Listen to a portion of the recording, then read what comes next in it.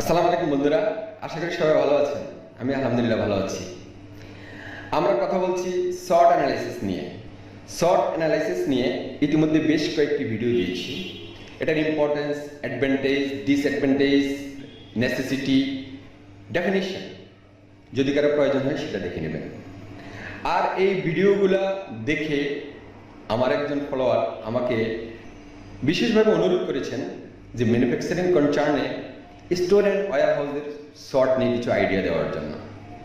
আসলে SWOT analysis একজন ইন্ডিভিজুয়ালের জন্য যেমন হবে, অর্গানাইজেশনের জন্য তেমন হবে না, এবং অর্গানাইজেশন ভেদে বিভিন্ন রকম হবে, এবং প্রত্যেকটা ব্যক্তির পজিশন অনুযায়ী সে তার SWOT অ্যানালাইসিস করবে তার রিলিভেন্ট ডাটা নিয়ে। আমি যেহেতু সাপ্লাই চেইন ম্যানেজমেন্ট নিয়ে, ম্যাটেরিয়ালস ম্যানেজমেন্ট নিয়ে কাজ করি এবং স্টোর অ্যান্ড ওয়্যারহাউস ম্যানেজমেন্ট নিয়ে দীর্ঘদিন কাজ করেছি ম্যানুফ্যাকচারিং অর্গানাইজেশনে, তা আমার কিছু হাউসে কাজ করেন।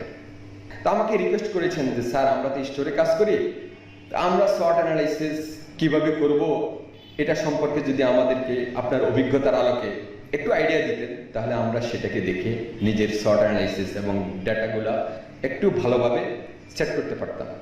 আর আমাদের ফলোয়ার বলি, ভক্ত বলি, সবাই একটু রেডিমেড পেতে চায়। যেমন কিছুদিন পূর্বে আমাকে একজন ইন্টারভিউর বিষয়ে কিছু আইডিয়া দিতে বললেন, আমি ওনাকে কমেন্টসে লিখেছি। উনি বললেন যে স্যার একটা ভিডিও দেন, আপনার কথা শুনলে মনে থাকবে। এরপরে দিলাম প্রশ্ন, তারপরে আবার চাচ্ছে স্যার উত্তরটাও বলে দেন। আমি বললাম যে উত্তরটা খুঁজে নেন, অর্থাৎ সব কিছু রেডি পেতে চায়, এভরিথিং ইজিলি পেতে পেতে সব কিছু ইজিলি পেতে চায়। তবে আমি অনুরোধ করব জ্ঞান অর্জনের জন্য, স্কিল ডেভেলপের জন্য সব কিছু শর্টকাটে চিন্তা না করে একটু সময় দেবেন, একটু সময় নিয়ে চিন্তা করবেন, একটু সময় নিয়ে স্টাডি করবেন, তাহলে ভালোভাবে কাজে লাগাতে পারবেন। তো এখন আমি আমার ব্যক্তিগত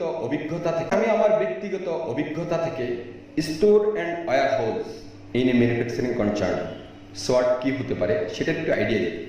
it is not constitutions minding, মনে করবেন না যে এটা জাস্ট একটা আইডিয়া।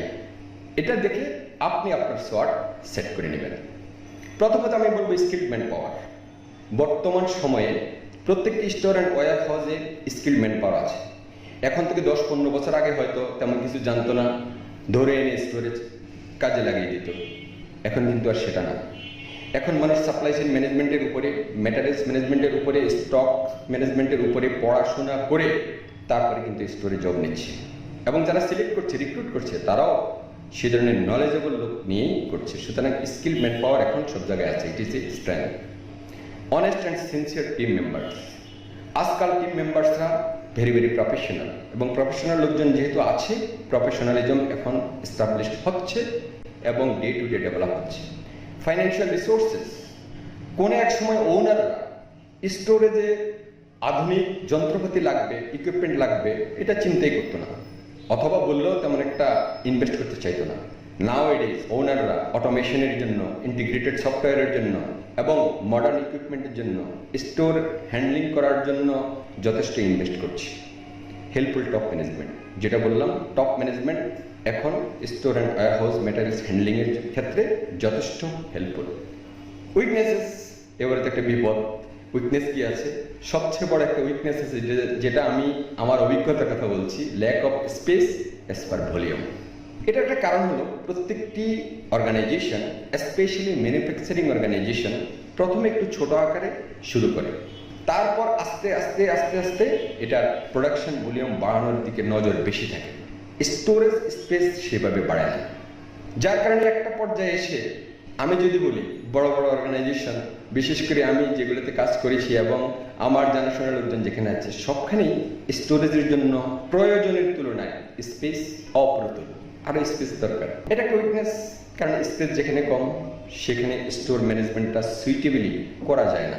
যেভাবে group wise, item wise, category wise arrangement করার কথা, ল্যাক অফ স্পেসের কারণে আসলে সেখানে চাইলেও করা যায় না। Lack of proper SCM commitment. Supply chain commitment নিয়ে আমরা খুব বিপদে আছি।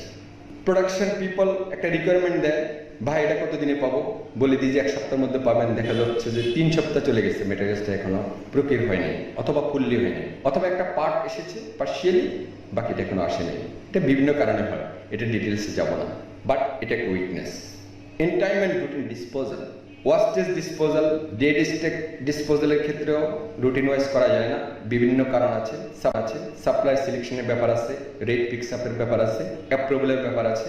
আর ল্যাপটপ এবং অ্যাক্সেস ম্যাটেরিয়ালসের ক্ষেত্রে আরও বড় সমস্যা, সেটা অনেক সময় টপ ম্যানেজমেন্ট থেকে অ্যাপ্রুভালে পাওয়া যায় না।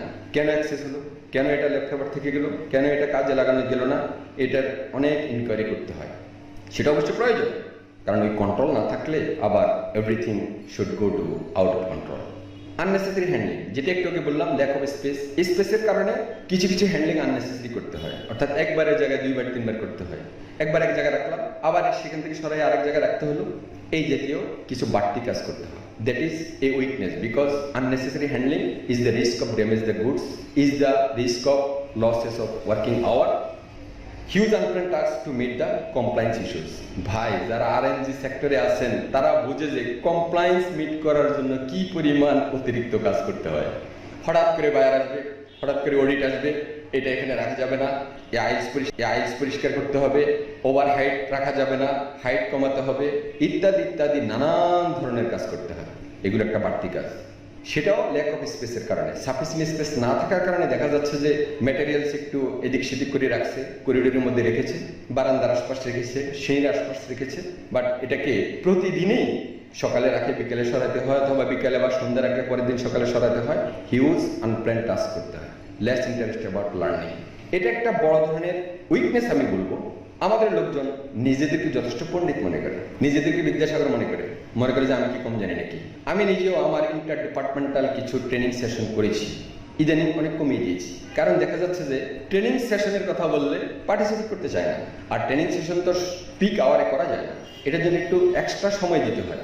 এখন দেখা যাচ্ছে যে আমি ট্রেনার হিসেবে এক্সট্রা সময় দিতে রাজি, পার্টিসিপেটার যারা তারা এক্সট্রা সময় সন্ধ্যা 6টার পরে বা 7টা পর্যন্ত 8টা পর্যন্ত ট্রেনিং নেওয়ার জন্য থাকতে ইচ্ছুক না, সময় দিতে চায় না, চলে যায়। দেখা যাচ্ছে যে পার্টিসিপেট করার কথা 30 জন, হয়েছে 15 জন 16 জন। এরপরে কয়েকটি সেশন করার পরে দেখলাম যে না, পিপলস আর নট ইন্টারেস্টেড। এটা একটা উইকনেস যে আমরা শিখতে চাই না, জানতে চাই না। নাচ গানের অনুষ্ঠান পাইলে কিন্তু 3 ঘন্টা 4 ঘন্টা বসে থাকি, ইউটিউবে হিন্দি মুভি 2 ঘন্টা 3 ঘন্টা দেখে, তারপরে আরো দেখতে ইচ্ছা করে। কিন্তু একটা লার্নিং ভিডিও, একটা ট্রেনিং ভিডিও 10 মিনিট দেখতে ভালো লাগে না, আর লাইক তো দেই না, কমেন্টস তো করতে চায় না, সময় নেই কমেন্টস করার। আর বেশি কিছু বললাম না। অপরচুনিটি, স্টোর অ্যান্ড ওয়্যার হাউসে যারা আছেন আমি মনে করবো তাদের জন্য নিরাশ হওয়ার কোনো কারণ নেই, গ্রেট অপরচুনিটি আছে। কিভাবে চ্যালেঞ্জ মোকাবেলা করতে হয় সেটা আপনি বুঝতে পারবেন। Materials management, supply chain management, store and warehouse management is so tough. সেটা যদি যখন সুইটেবলি করবেন তখন আপনার যে কোনো চ্যালেঞ্জ নেওয়ার ক্যাপাবিলিটি আপনার বাড়বে, I am sure. Scope to develop professional knowledge, আজকাল এই সেক্টরে ভালো ভালো লোকজন আসছে। There are lots of engineers whose are working supply chain management in various industries. Higher educated person এখন আসছেন ম্যাটেরিয়ালস ম্যানেজমেন্টে কাজ করতে। সুতরাং এটার professionalism day to day develop হবে, I believe. Know how to meet prices, এই যে জায়গা নেই, এরপরে গাড়ি আনলোড করা লাগতেছে, স্পেস নাই, তারপরও ম্যাটেরিয়ালস মোটামুটি রাখা হচ্ছে, প্রোডাকশনকে সাপোর্ট দেওয়া হচ্ছে, এবং প্রোডাকশন সাপোর্ট যাতে আনইন্টারেক্টেড হয় সেটাকে এনশিওর করা হচ্ছে। এই কাজগুলা করতে গিয়ে আপনি ক্রাইসিস কিভাবে মিট করতে হয় সেটার নলেজ কিন্তু আপনি গ্যাদার করছেন। এবার আছে থ্রেটস, চ্যালেঞ্জ। অনেক ধরনের থ্রেটস আছে। Always fire fighting is risk to achieve the goals. সবসময় কোনো মতে কাজ করা, সবসময় এভাবে ম্যানেজ করা, ওইভাবে ম্যানেজ করা, অর্থাৎ প্ল্যান ওয়াইজ করা যাচ্ছে না। এটা in the long run goal অ্যাচিভমেন্টের ক্ষেত্রে একটা barrier, threats. Unplanned task is not good result oriented in the long run. আর যখন কোনো কিছু অলওয়েজ আনপ্ল্যান্ড করবেন তখন আসলে in the long run good result হয় না, মাঝে মাঝে বিরক্তি চলে আসে, মজা পাওয়া যায় না কাজে। যে একটা সিস্টেমে কাজ করব, হঠাৎ করে দেখা যাচ্ছে যে সিচুয়েশন ফেস করার জন্য ওই প্ল্যানটাকে ব্রেক করে আবার আর রকম করতে হয়। আমি প্ল্যান করলাম ফেব্রিক্স আমি এই কর্নারে রাখবো, অ্যাক্সেসরিজ ওই কর্নারে রাখবো, হঠাৎ করে দেখা যাচ্ছে যে ফেব্রিক্স এত বেশি হয়ে গেছে যে ওই অ্যাক্সেসরিজ কর্নারে গিয়ে আমার ফেব্রিক্স রাখতেই হচ্ছে। সুতরাং এটা দীর্ঘদিনে মজা পাওয়া যায় না, মাঝে মাঝে বিরক্তি আসে। It's a threat for a store and warehouse employees. Then huge extra work to meet the compliance issues. এটা আমি বলবো বিশেষ করে আরএনজি সেক্টরে, এক্সপোর্ট ওরিয়েন্টেড অর্গানাইজেশনে যারা আছেন তাদেরকে এটা হিউজ ফেস করতে হয়। কমপ্লায়েন্স ইস্যু মিট করার জন্য অনেক ধরনের এক্সট্রা কাজ করতে হয়, যেটা এক্সট্রা হ্যান্ডলিং কস্ট আছে, এক্সট্রা ওয়ার্কিং আওয়ার লাগে। এটা একটা থ্রেড, এবং এগুলা অনেকটা আনঅ্যানাউন্সড হয়। হঠাৎ করে একটা প্রেশার আসে, দেখা যাচ্ছে আপনি একটা প্ল্যান করলেন আজকে একটা কাজ করবেন, ওটাকে বাদ দিয়ে অন্য কাজ করতে হয়। আর ডাবল ট্রিপল হ্যান্ডলিং, দেখা যাচ্ছে যে অনেকেরই রেন্টাল ওয়্যার হাউস আছে, সেখানে একবার ম্যাটেরিয়ালস আনলোড করে স্টোরেজ করতে হয়, আবার প্রোডাকশন ডিমান্ড মিট করার জন্য সেখানে আবার ম্যানুফ্যাকচারিং কনসার্নে আনতে হয়। এই জাতীয় ডাবল ট্রিপল হ্যান্ডলিং, এটা একটা risk of damage the goods. সময় এবং অর্থ তো লাগেই, এক্সট্রা ওয়ার্কিং আওয়ার তো লাগেই, এর মধ্যে অনেক সময় ম্যাটেরিয়ালস ড্যামেজ হয়ে যায় বারবার হ্যান্ডলিং এর কারণে। এটা একটা threat for manufacturing organisation. Those who are handling store and warehouse, তারা আশা করি আমার সাথে একমত হবেন। এরপরে আপনারা যেখানে কাজ করছেন, যে অবস্থানে কাজ করছেন, সেখানে আপনাদের পজিশন অনুযায়ী আপনারা আরেকটু অ্যানালাইসিস করে চিন্তা ভাবনা করে সেট করে নেবেন। আশা করি good result will come. Your time is more valuable than money, make it fabulous. আপনার সময়কে কাজে লাগান। যদি কারো কোনো প্রশ্ন থাকে, প্রশ্ন রাখুন কমেন্টস বক্সে, উত্তর দেওয়ার চেষ্টা করব ইনশাআল্লাহ। সবাই ভালো থাকবেন। Thanks to all my followers and friends. Allah Hafiz.